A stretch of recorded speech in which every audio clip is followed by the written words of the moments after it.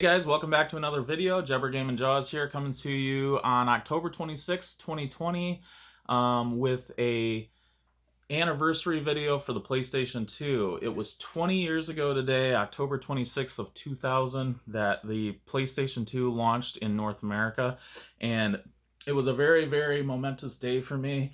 Probably one of the best days in gaming of my entire life. And it wasn't playing anything in particular, it was just the hype surrounding getting the system and how excited I was. So the original PlayStation had been an incredible thing for me. And so looking forward to the PS2, my hype could not have been higher. I was at the time spending a lot of times on video game message boards, particularly at psxextreme.com. They had forums over there and everybody was hyped. We were all talking about the PS2 on there for maybe 6 months or so before it was launched. We would all look at screenshots. We would talk about it. We knew ahead of time that there were going to be a lot of shortages. So at the time, I'm only 12 years old at the time. And so I had to save up for the system by myself to get the money for it. So it was probably, I don't know, I'm thinking like 8 months or so that I just didn't spend literally a cent on anything.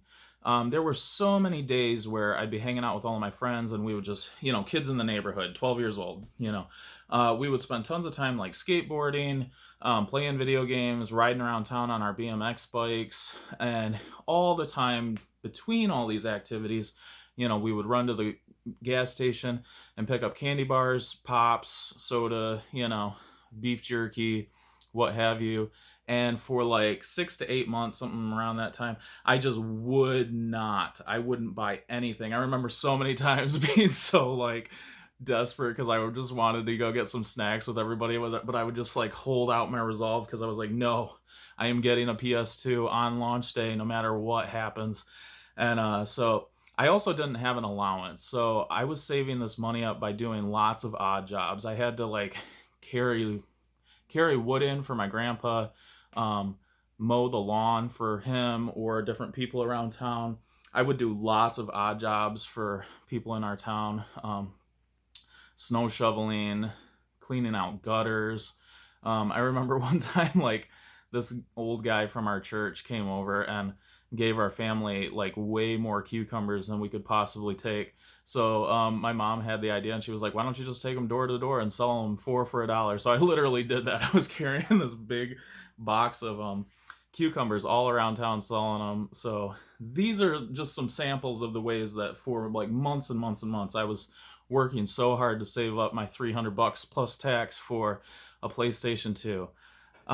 So I didn't quite get there. I got up to about 289, and thankfully my dad, got me over the edge there and, helped me get the rest of the way there. I didn't even have enough money to buy a game.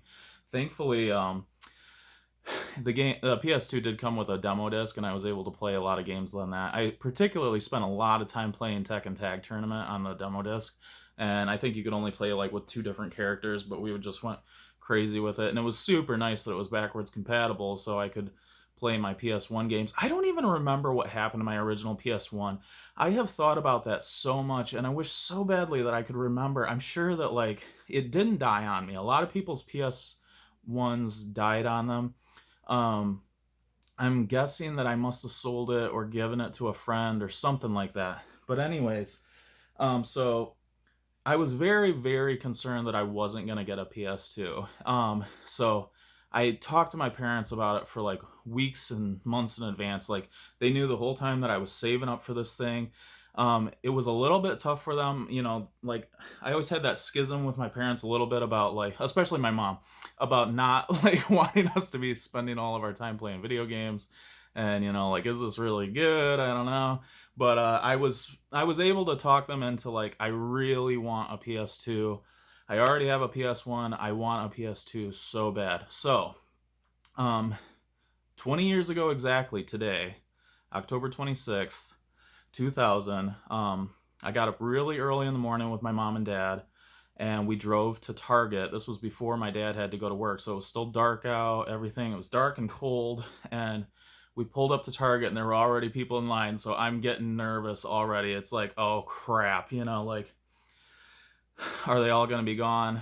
Thankfully, we got in line, and uh, some of the workers came out at some points, and eventually they ended up giving out these tickets. And if you had a ticket, then you could get a PS2. And so it ended up that they gave one to me, my mom, and my dad. So all three of us were getting PS2s. This was way before scalping was like a big thing. And like we went there without any intention of doing this, but then I didn't have anything to do with it. It was like more my parents were like, "Oh, wow." I think like when they saw everybody lined up and started talking to the people there, they realized like how big of a deal it actually was. So it was fun for them because they were able to buy the systems and then resell them on eBay, and they were selling for like, you know, 3 to 4 times the value, which was insane. And I remember like them saying like, you could sell yours, and I was like, no way! Like, you do not know like how many months I have killed myself. Like, no amount of money getting flashed in front of me was going to take away my PS2, my beloved PS2. So it was so exciting being in the line. It was exciting talking to other people. The hype around the PS2 was so insane. That graphical jump, I have to say, from like the N64 and the PS1 into systems like the Dreamcast, PS2, GameCube, and Xbox eventually, was just a humongous leap. I just remember being like dazzled by the graphics of the PS2. I just kind of thought like they had gotten as good as they could ever get. Like the PS2 games looked very close to like the FMV videos that were in a lot of PS1 games. And I just could not be happier. I was so blown away. It's so funny to me that I didn't even have enough money to buy a game. Like, I wish that I had gotten something, like to actually be utilizing it. My first game that I did end up buying was SSX. I got that a couple months down the road, and that was an awesome snowboarding game and so good. Absolutely loved it. I really love the big fat PS2. I wish that I had my original model. Unfortunately, I don't. But it's just such a great thing. So iconic to me. I'll love this system till the day I die. So it was really funny. With my original model that I got, um, something ended up happening where eventually it broke down, and I had to get another one. So that was a bummer. So I did get another one, and then it was like maybe 2 years later, my youth pastor asked if he could borrow my PS2. So he, didn't make a lot of money, I don't think. He had little kids at the time. He was probably like in his 20s, late 20s maybe early 30s at the time. And I know that they just didn't have a lot of money. And like he would have liked to have gotten a PS2 for himself, but he didn't have one. And so he asked to borrow mine. And then like apparently while he was borrowing mine, one of his kids like grabbed the controller cord and he yanked it down and completely busted the whole thing up. So I feel so bad like looking back on it that he then like had to come to me and be like, "I'm so sorry, your PS2 got broken, but here's the money." It's just so, like at the time I was still kind of a kid, so it didn't really hit me that, like adults could actually have big money problems. But like the fact that like he had wanted one so badly and didn't get one because of the price, and then to have to buy one to replace the one for me, like, ugh, it's just so painful. Poor guy. So, what was kind of crazy too is that was kind of the time where I was starting to get out of gaming a bit more, and I ended up taking the $300, and I was just like, meh, I don't think I'm gonna get a PS2, and I don't even know what I ended up spending it on. But for the time that I did have the PS2, it was absolutely incredible. Metal Gear Solid 2 and Final Fantasy X, just absolutely, those two games alone just totally made the system for me. And there is obviously way more that's so good on that system, and a lot more that I played. But like, um, I remember buying Zone of the Enders, and it came with the Metal Gear Solid 2 demo disc, and I just played that demo disc over and over and over, and I was so amazed. And then a Final Fantasy X demo disc came out, and same thing. I just played that over and over and over. And I mean, seeing those kind of visuals at that time, it's so funny because now they look really muddy and they look low resolution, and they're just not that impressive. But man, at that time, it just looked like real life. I thought it was the most beautiful thing I've ever seen in my life. I would really like to replay both of those games on the PS2. I know that they both have, you know, big HD versions on the PS3 and some on the PS4, but there's a lot of other games on that system that I haven't tackled. Like tons of games on that system that I haven't tackled that I want to. Particularly sticking out to me lately is Soul Reaver 2, which I have, and let's see, Persona 3 and 4. Those three games are really high on my list of games that I want to play on that system. Metal Gear Solid 3 eventually came out. That game was a complete banger. Amazing. Most people think of that as their favorite Metal Gear Solid game. I wouldn't go to that point, but it's really high though. It's really good. I need to replay it again. When I did play it, I played it on the 3DS, and that wasn't the best way to play it, but I'll play it on the PS2. See where it falls. All right, guys. I've told this story before, but I thought the video that I did before was really horrible. It was when I was first starting out. I thought I could do a little bit more justice.